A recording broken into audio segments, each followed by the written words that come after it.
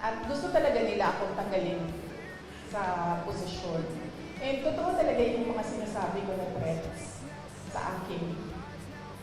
Bago pa man nangyari yung kaguluhan sa House of Representatives noong nakaraang Friday, documented lahat ng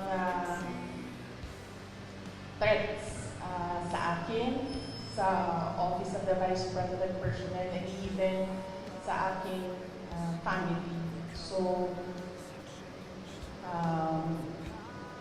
gusto kasi mag-Vice President ni Martin Romualdez.